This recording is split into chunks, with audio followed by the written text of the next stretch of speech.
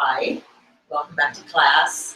I have a special guest with me today. This is Shauna, and I invited her because I wanted to show some of the therapeutics that you can do using yoga techniques to help relieve some of the tension and stress in the upper back and neck. And hopefully, by doing these and maybe practicing a few simple techniques, you can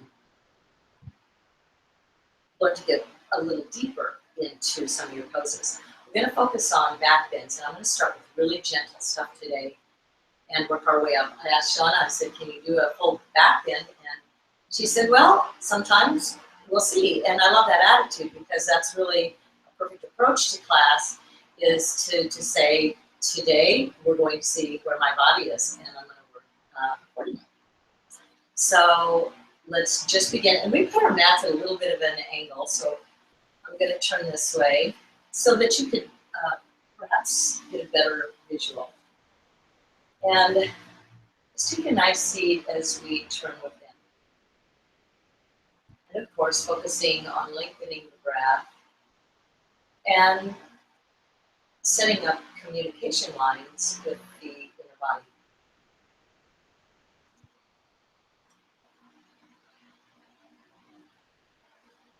What is your body telling you? And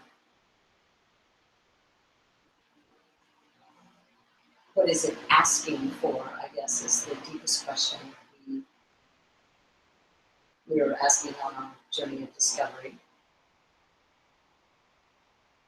The theme for the class today is tendencies and finding balance. Think of a fulcrum, just visualize a fulcrum in your mind, maybe a teeter-totter type of a fulcrum. And you're at one end, and there's a force at the other end, whether it be another person or weights or just the pressure of life. And there should be a nice balance where you move back and forth through that point of effort where you rise up and surrender, where you just allow gravity to kind of pull you back down. But if there are too many pressures or weights on the other end, it becomes a little harder for you to rise up or to sink down, rather. And you just wind up in a constant tipping point of not being able to get your feet back down on the ground. And the problem is this becomes almost exponential, because as you're not able to just settle, surrender, and ground, those stressors on the other end become even more heavy and even more heavy. And at some point, the tipping point gets so exacerbated that you're just stuck in this stressful position, the fight or flight mode. And it just begins to burn your adrenals down. It triggers stress hormones to where you start putting on body weight. It upsets the whole ecosystem of the body, the endocrine system. So we don't want that to happen, and it's the reason that we practice yoga. It's the reason that we focus on that even breath. Think of it as that beautiful balancing point, always rising equally to lowering and surrendering and grounding. When you sit at a desk or anywhere or stand in improper alignment for very long, or you just developed some unhealthy movement patterns, this is really going to add to the other side of the fulcrum. It's really going to exacerbate that tipping point issue, because you can never really get back to homeostasis if your body is constantly fighting or struggling because of misalignment.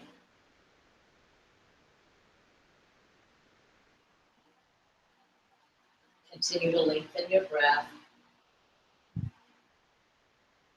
You should feel with every exhalation your body just sinking or settling or grounding. With every inhalation, get a sense of that rising up.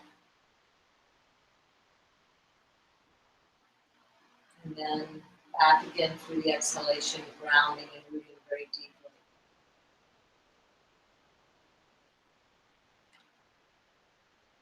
Now, after the next exhalation, just release your breath back to normal. Press the palms together at the heart. Take the thumbs to the sternum and fan the fingers out.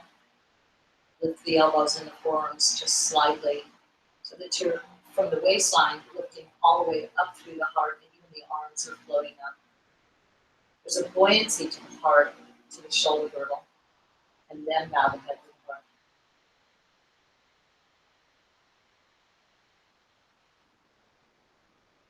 Take a moment to just set your intention today for discovering those little misalignments or movement patterns that are holding you back from moving to the next level.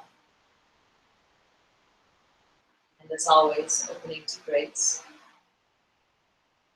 Now lower the hands, lift the chin, open the eyes. And we're just going to come on to all fours here.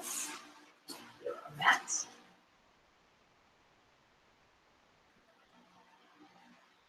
And Shauna remembers always how to place her hands.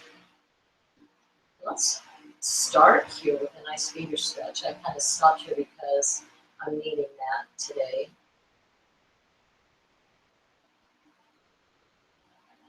And then lightly put the heel of the hands down. So I'm trying to keep the weight in the ridge or root of the knuckles. Now as I curl my toes under, I'm just going to sit back. Get a nice toe stretch. Check your neck tension. And this feels so good. You know, one of the tendencies here, and Shauna loves this, so she's a good model for this, is to drop here. We're going to do some real switch. Yeah, it's to kind of drop here because sometimes that feels good. But the head of the arm bone drops down here. She's ticklish. I'll try not to. So now, when she lifts her arm up like that, her hands actually ground down a little more. So just play with that a moment. When you drop your shoulders, you lose the connection or the grounding or the weight through the hands. When you lift the head of the arm bone, look at that even pressure. You can get an even line of energy and groundedness through the hands. And that's what we want to do, is really learn to stay grounded in the poses.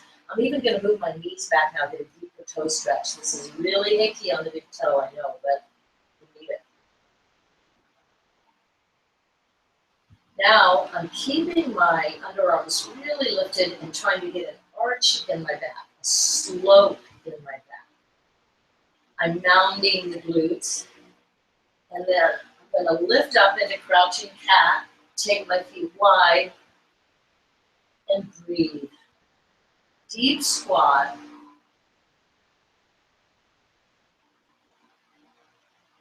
And now exhale through the left or right, whichever one you want, to paddle down.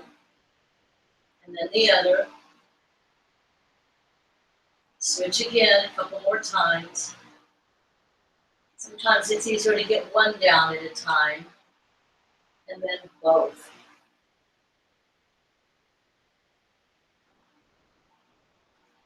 And then we're just going to drop back down to the knees, back into table pose. I'm going to flatten my feet, knees and feet together, and just come back up. Just kind of let that drain out.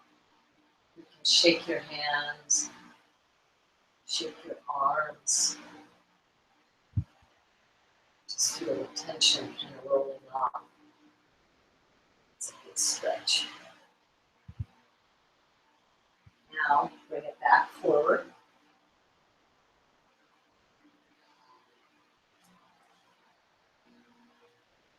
Call this crouching kitten.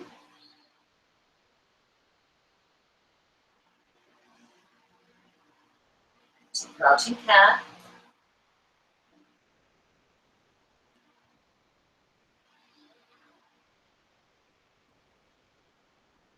to downward facing dog.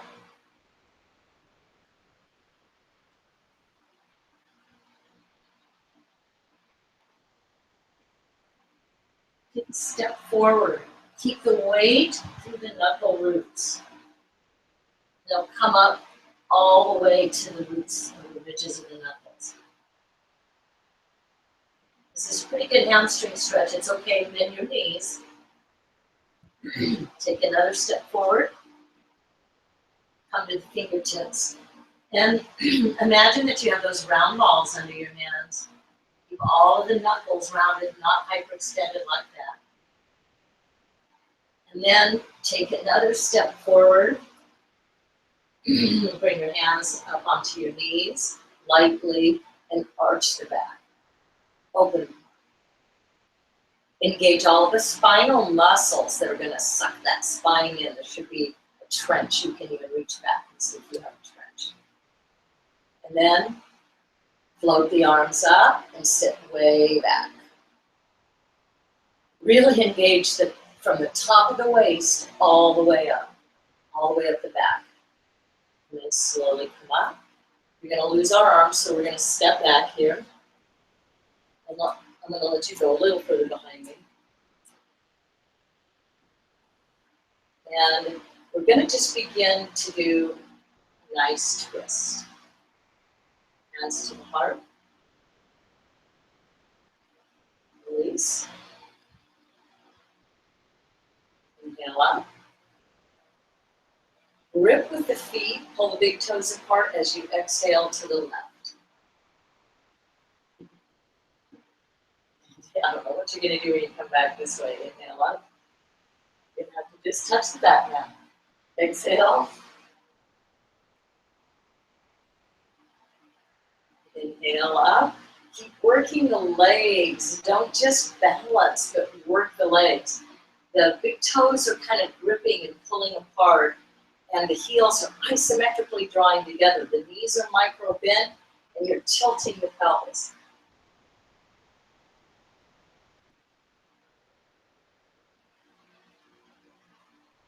This feels really good, doesn't it? It feels so good on the back.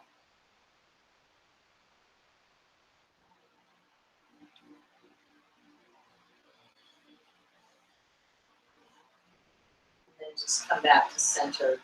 And again, shake it out. Now, we're going to do a little half moon stretch.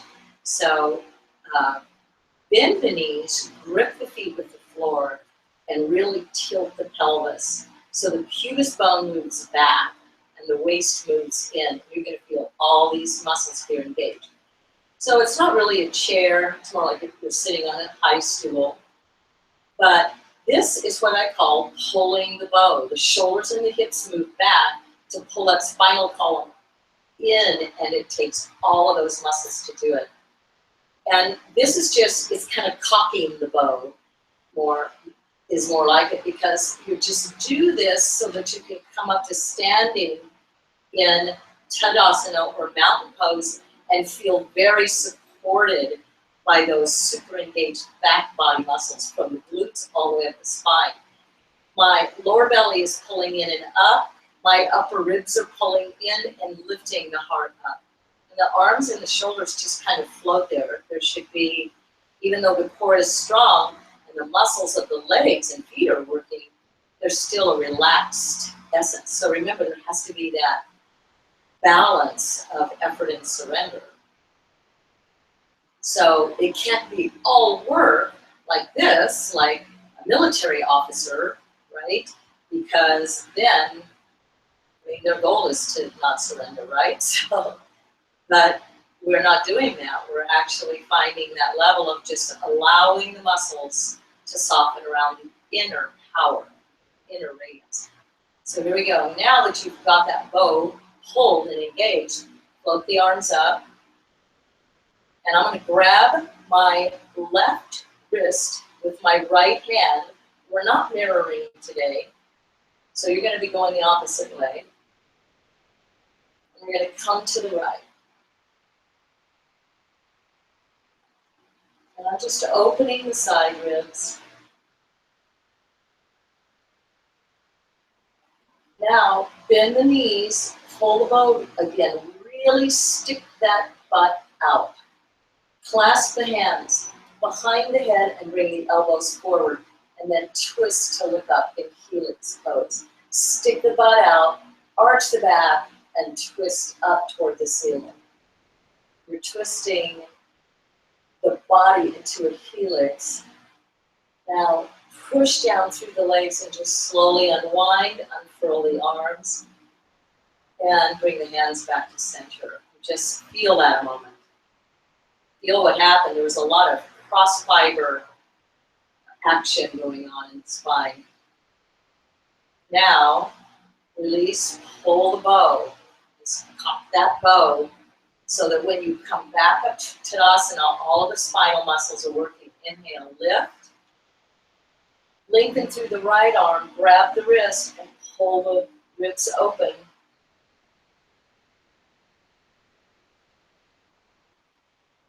So we're arcing to the left. Now, clasp, interlace behind the head, elbows forward, stick the butt out, way behind you. Keep gripping the floor with the feet and really arch the bow. Now you're going to turn up toward your right, up toward the ceiling. Keep breathing.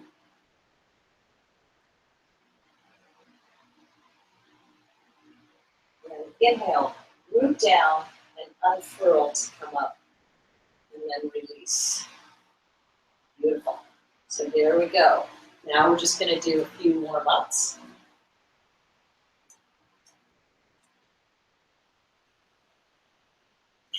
Sorry for our heads disappearing, but we're going to utilize the best of our space. You'll get the idea here. Inhale, reach up. Exhale, forward, grip the floor, pull the big toes apart, arch the back all the way down, float the hands down. Hamstring stretch. Against the action of the feet, lift the sits bones to open the window of the hamstrings. Now, as you inhale to come up, you're going to pull the bow even deeper, and then exhale and fold. Inhale, sweep all the way up. And then close the pose. Release the arms, cock that bow, arch the back, come up. Now you straighten the legs and come back, but you're supported by your back body. This is a baby back bend. The hips don't come forward. There's no jamming in the low back. Exhale, swan dive forward. Don't round forward. Don't dive down like that. You got to keep all of this action here. Inhale, half up. Exhale, hamstring stretch. Inhale, sweep it all the way up. And close. One more of those. Release. Inhale, pull the bow, and then stand up into a baby back bend. Against the action of the feet, can you go a little deeper without pushing your thighs forward? Exhale and not hold your breath. Dive forward. Inhale, half up. And then exhale, deeper hamstring stretch. If you float your elbows out like this, the tendency to round your upper back will lessen. If you keep your elbows in, see how my upper back can round? But if I take my elbows out, I can get a flatter back to close. Now inhale, come forward, and you're going to step back into a lunge. Left foot back will be in a right foot lunge.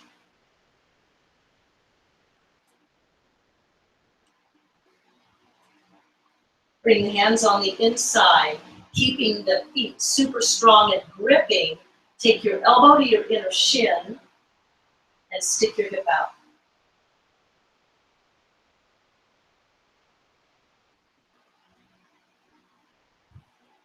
That opens the hip. Now you're going to flatten the left hand. Step back into a plank, flatten the right hand, come down, knees, chest, chin. So you have that little ski slope going on. And then just come to your belly. We're going to come to Sphinx pose.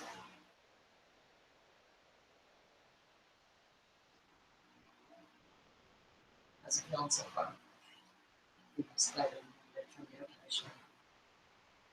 It's only been about 110 or 115 in Phoenix, so makes for a nice hot yoga practice. So from here, I'm going to push my knees down and think about that even trench all the way up the back. And I'm even going to think about lengthening the front of the body, pulling the lower belly in, pulling the upper ribs in, and lengthening. And that's already going to give me a nice stretch. And it engages at the core and makes traction in my spine. I'm pushing my knees down, not my pubis bone. That just clenches butt muscles, and that's not good. So now I'm going to straighten my arms and lift. And, you know, Shauna is doing this hopefully because she wants to, not because the teacher said to do. And if that doesn't feel good, you just come back down. But I have to really think about making traction in my low back because I've had issues there. Now, elbows down. Place the hands beside the chest. And you're just going to come back to crouching kitten. You might move forward on me, Matt. I know I kind of start back there. But I'm afraid I'm going to lose you in the backdrop. Crouching cat. The reason I go into down dog this way so methodically is so that you don't get this down dog, which is what I see so often. That's one of the tendencies.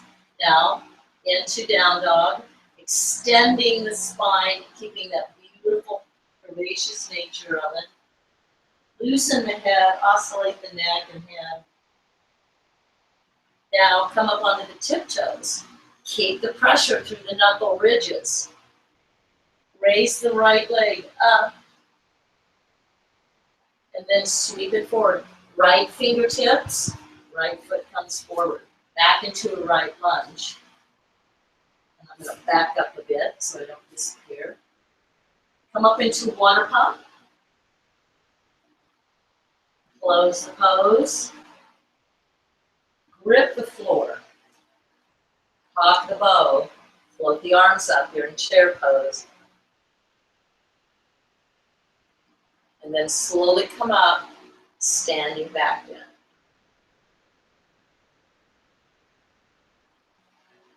And just as you've extended as high on your end of the teeter-totter as possible, then you allow it to come sweetly down as you root into the earth. Just take a moment here because you've done quite a bit on one side. We warmed up both sides, but we just did one side of a sun salutation. Release, lift the heart. Engage the core by drawing from deep down into your roots, beneath the floor. Inhale up, cock the bow. Baby back in. Forward. Uttanasana, forward bend. Inhale, half up. Now step back with the left foot to a lunge. And you want the back heel straight up, not going toward the floor. You want that achy, achy toe stretch, the full bend in the toes, just like we were doing with the fingers earlier. Come to the inside and open this hip out to the left.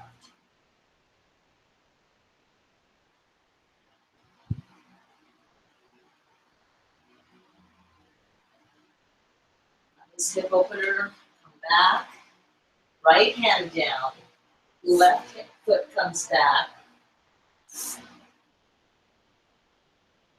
slide it into a plank, knees, chest, chin, and then come up into your Sphinx pose or your Cobra, remembering to inner spiral your legs. Dig the knees in, maybe so much your butt comes up this high, and then engage and really pull the butt so that you're pulling an evenly distributed vertebral column from the base of the spine all the way up. Nice space in the discs and really using the musculature to do that. Now, crouching kitten, crouching cat,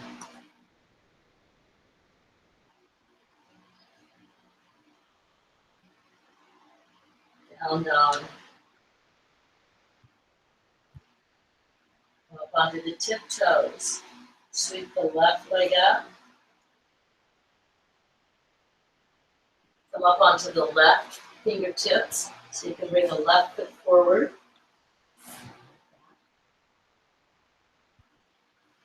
Water pump.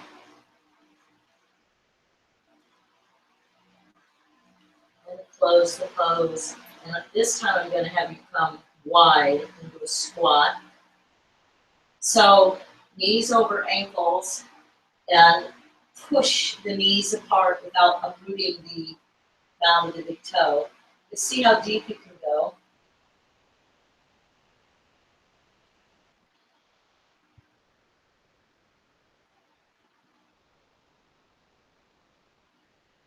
Then you're going to inner spiral the upper inner thighs, lift and separate the sits bones, push through the heels and pull them apart. That creates an inner spiral, isometric action here, and then just release. Nice hamstring stretch, a little different. And take your elbows out. Let your head dangle free.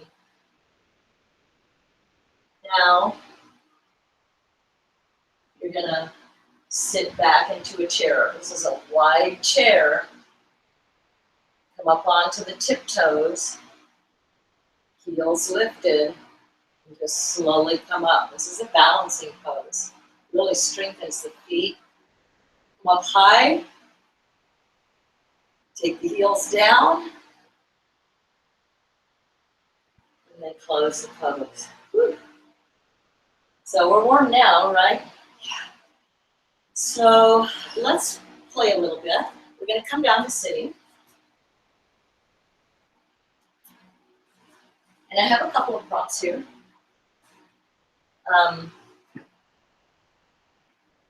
So what I'm going to do, Shauna's gained a lot of flexibility with her yoga practice. So she can take a large roll, but I've taken my blanket and opened it out like this, started at the fringe end, and made a roll. And this may be where you begin, but I know she's got it in her, and we're warmed up. So we're going to try here. You think you can do that? So I'm going to have you stop right there.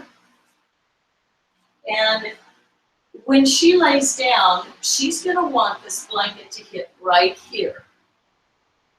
That's the bottom edge of the shoulder blades. Can you put your hand behind your back? This one. You can see the tip of her shoulder blades here. And so, okay, that's fine. So obviously the blanket needs to hit right in here in order to engage them on the back. So if you lift your head and your heart and think about pulling them in, you see that action, that work she's having to do, yeah. But for now, the blanket's going to do that for her. It's just going to let her sit there and surrender for a while. And she kind of finds it. And notice that she kept the arch as she went back. She didn't roll down. And another advantage is that by putting her arms in this position, it helps to roll the shoulders back.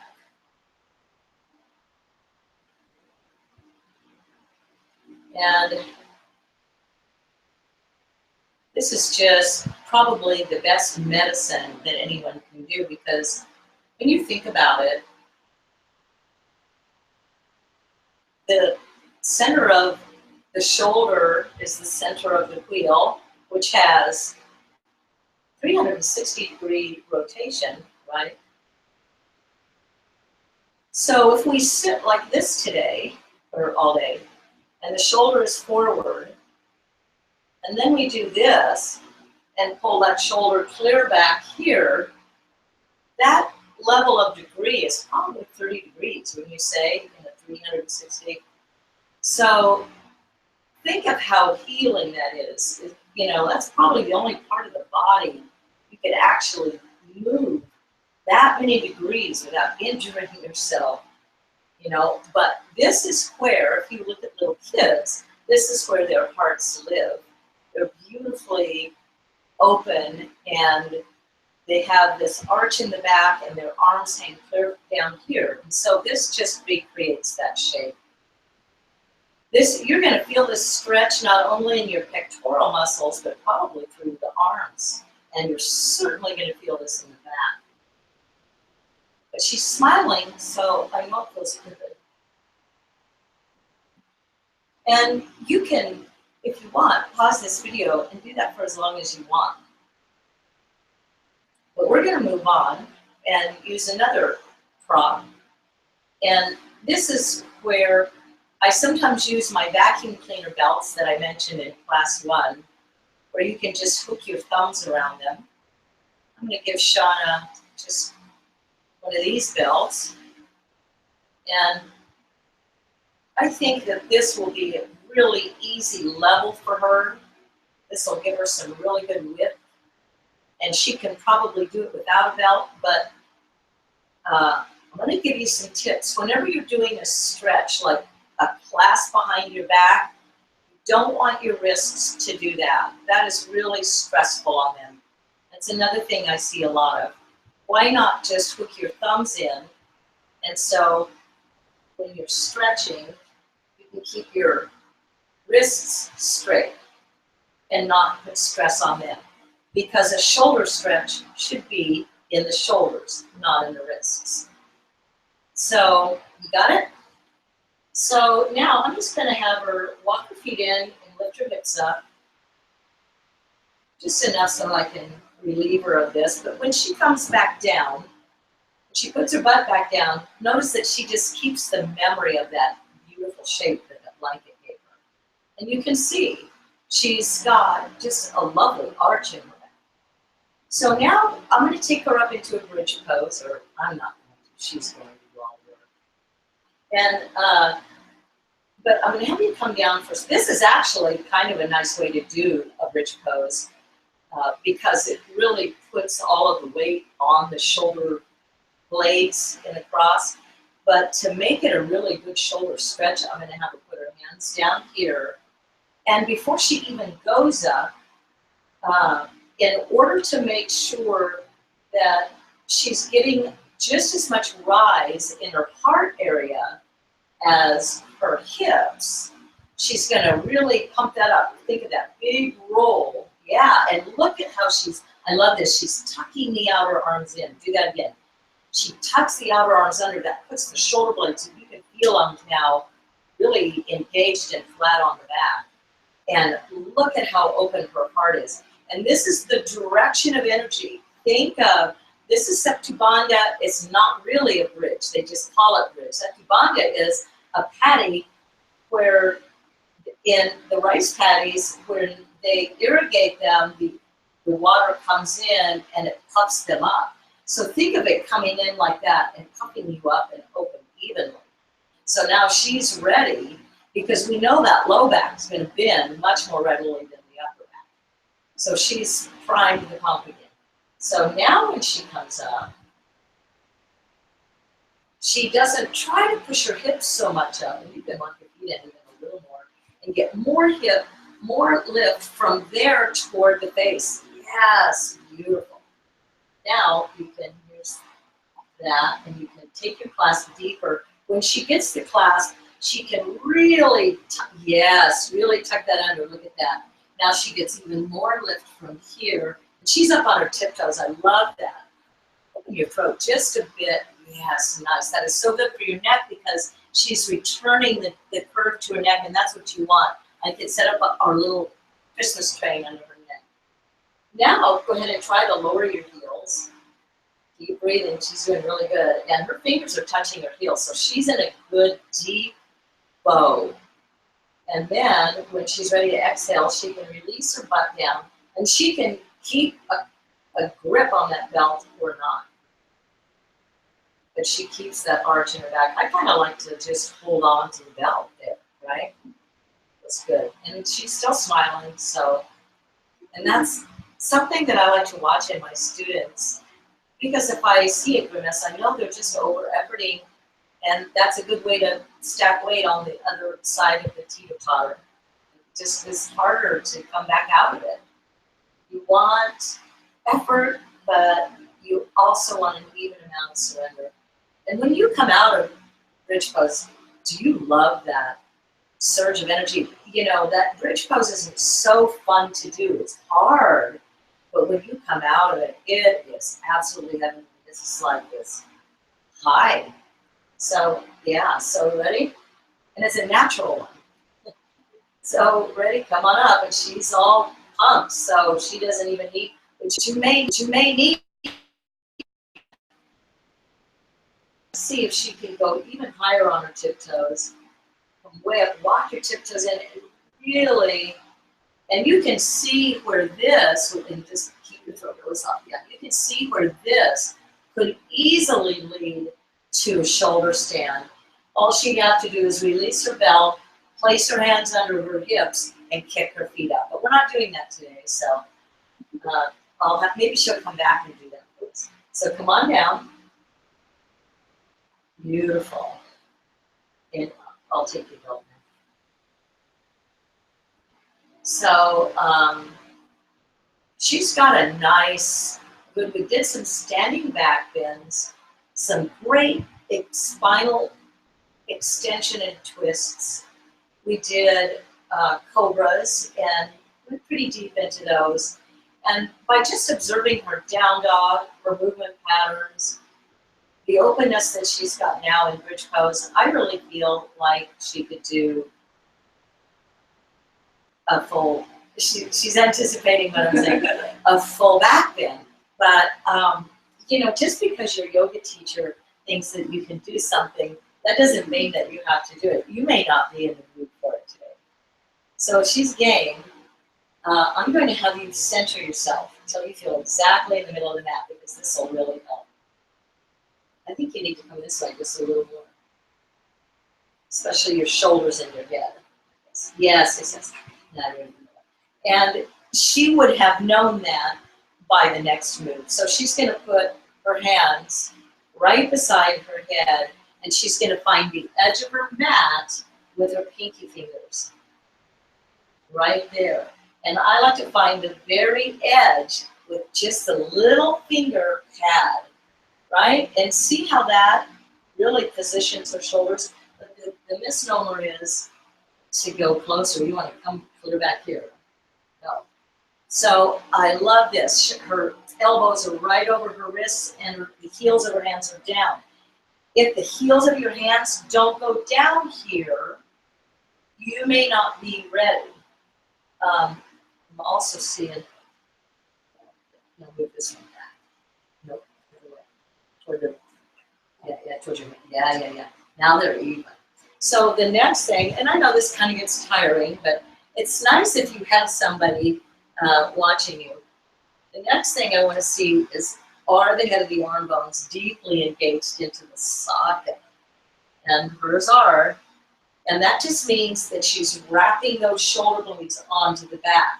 If the armpit comes and disengages, then she's not ready for a back bend. Just like when we did down dog, we didn't want to sink. When you do a back bend, you want your head of your arm bone here and the stretch should come. Now, are you ready, or do you want to relax your arms a minute before you come up to your head? Okay, so she's going to curl back like she does in a cobra, almost like she's looking for her feet. She's just going to come to her head for now. There. And she's going to plug the head of the arm bones in, and she's going to move her head more toward her feet, almost like she's trying to put her forehead on the floor. Yes, roll, curl your forehead toward the floor. Yes, now take your chest toward the camera. Yes, oh yes, like that. Now I'm going to have you come back down, lift your head up, come to the back of your head, and just come back down and relax your arms, because we had her there for a long time. And I see a little bit of a grimace. That's okay. That's all right to be challenged, but I don't want her to push up when she's already, you know, when you're already at your edge, it's not always safe to move on. But when she's ready, how did that feel? Yeah, and it's all upper back and wrist stuff at this point, isn't it? Because you haven't pushed fully up, you're not going to feel that hit in the low back yet, which is what we never want to feel, but it's the most typical. So another tendency in this pose is for the feet to turn out, and that's typical for a back bend pose. You know what? I'm going to have you turn completely to the side now. Like your feet will be on your purple mat, and your shoulders will be, and hopefully you can just remember where your hands go. Because you don't have the mat as a guide now. That's really good.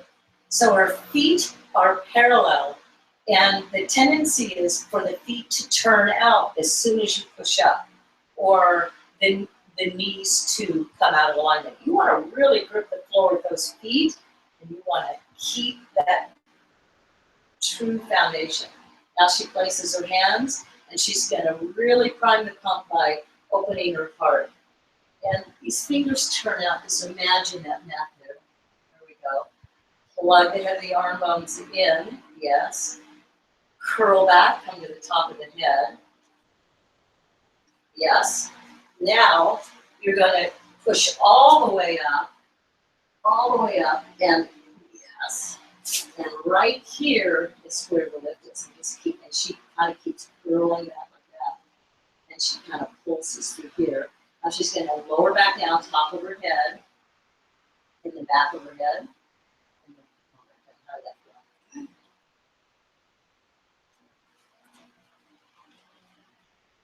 That is an intense pose, and it is one that really activates the sympathetic nervous system because, it gets your heart rate going, right? It's not one to do before bed. Now, one thing that you can do is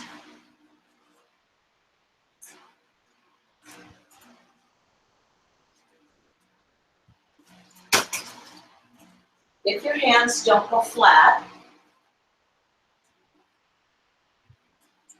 you would need to put these blocks up against a wall. There would be a wall here. So I'm going to be a wall.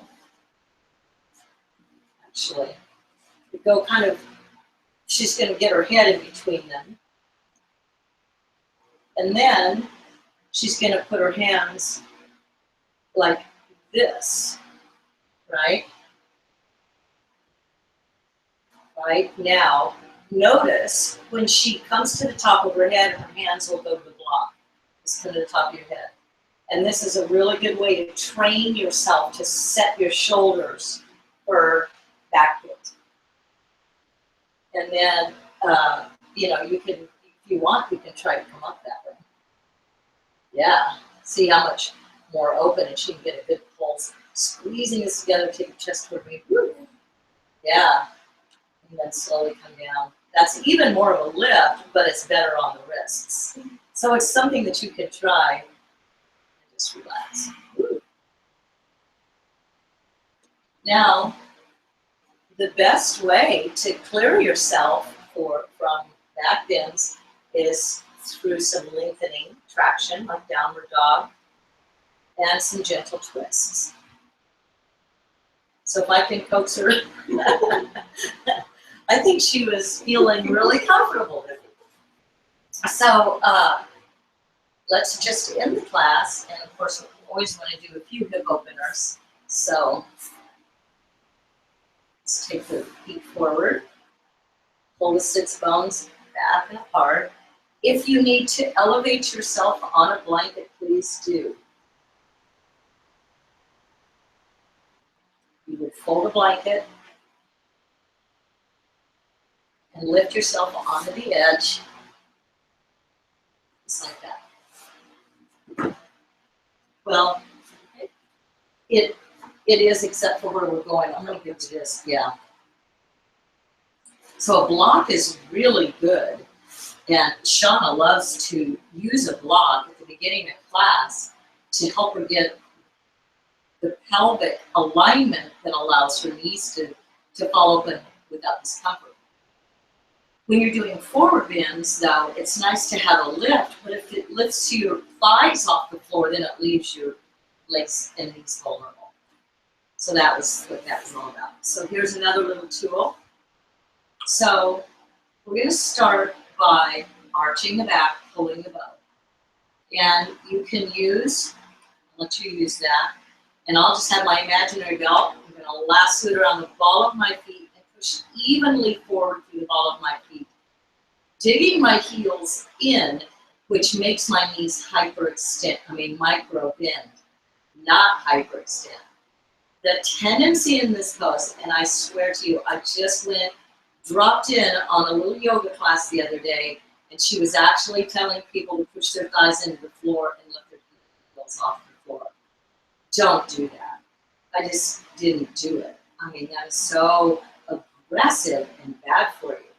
So here's my imaginary belt. She's got the actual belt. You feel the tension that allows you to pull the spine muscles in.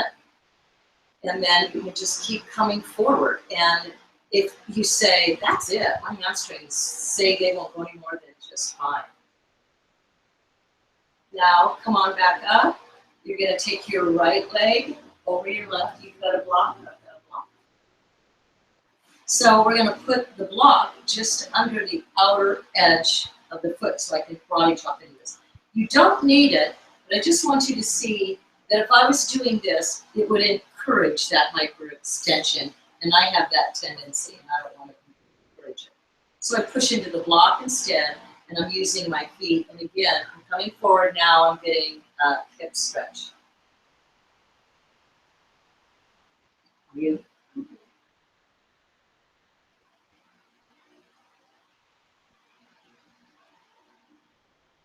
And then I'm going to remove the block and cross the leg over a little more deeply. And sit up nice and tall. You can come forward, back to the hamstring stretch.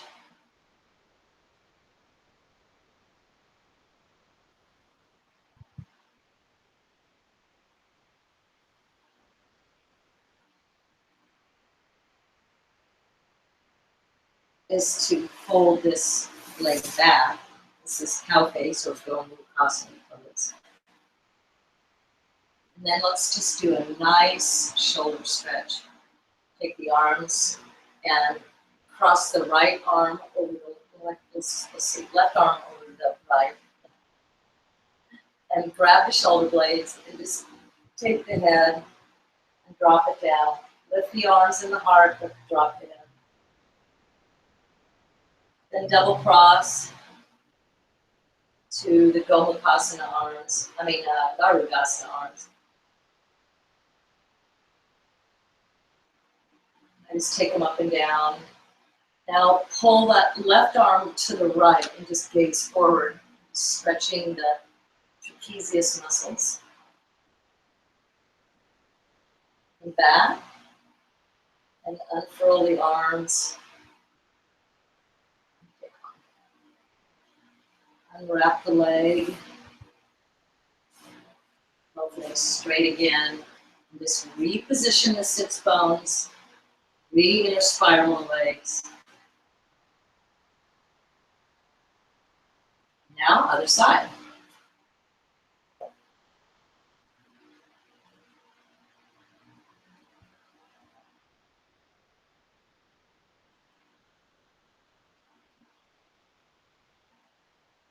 again, you can use your belt here if it helps you to create that dynamic tension in the back, that dynamic resistance that pulls the bowstring that makes the spine come in.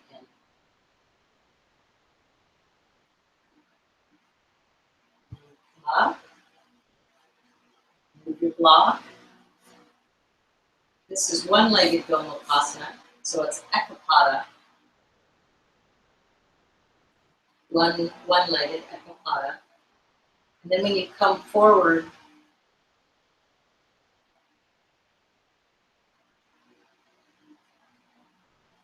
it's Ekapada Paschimottanasana. Well, Ekapada Gomukha because it's the cow face pose. So Ekapada Gomukha Paschimottanasana. I know. It's just as much fun to do as it is to say. And then full Gomukhasana, full cow face. So I think we've done this before. This is a little cow face, and these are the horns. But we like to add the eagle arms to it. So now this time the right arm goes on top. Wrap the shoulders, lift them hard.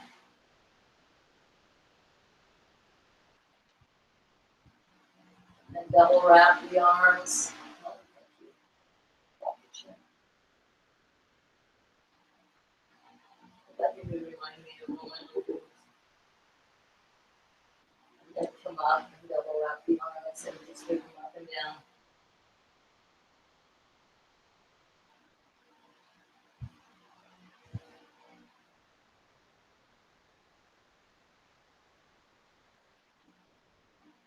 And then float them up, back down. And unwind the legs. Then we're just going to scoot forward. When you come down to your forearms, lower the upper back, turn the palms up, and let's just do a side twist here. Cross right knee over left, and just twist all the way to the right. You can extend the arms up if you want, or out.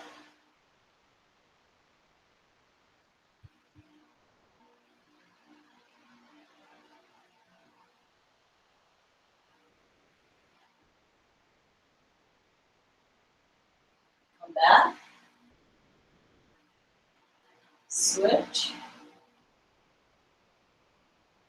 Switch to the other side.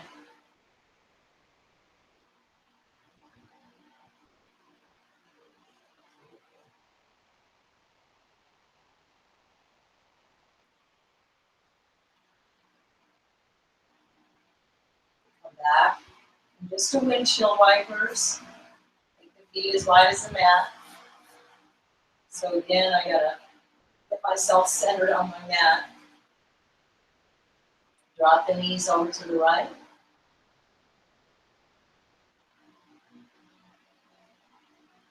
A little extra room, you can put your foot up on top. It's not required.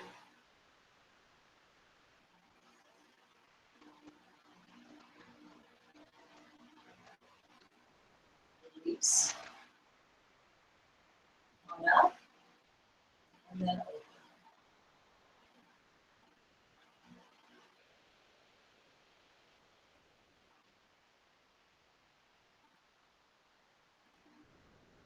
Left foot on top if you want.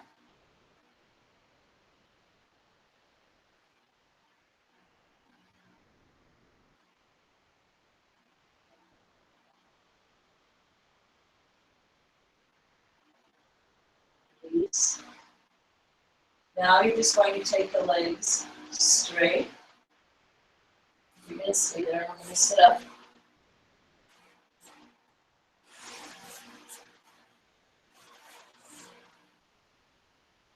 I'll let you.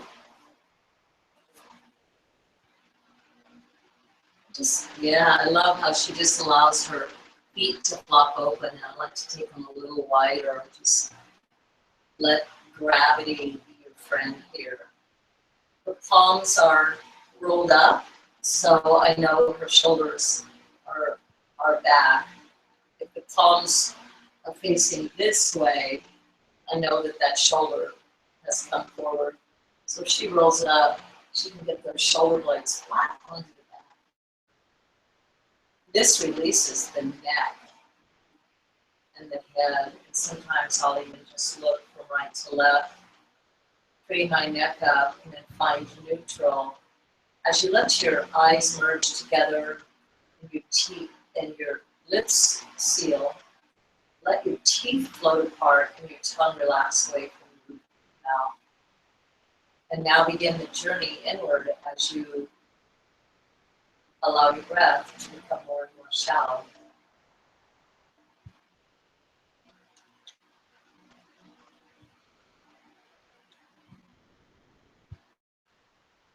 Feel free to take as much time in Shavasana as you would like. I'm going to go ahead and stop the video. Have a beautiful day. Namaste.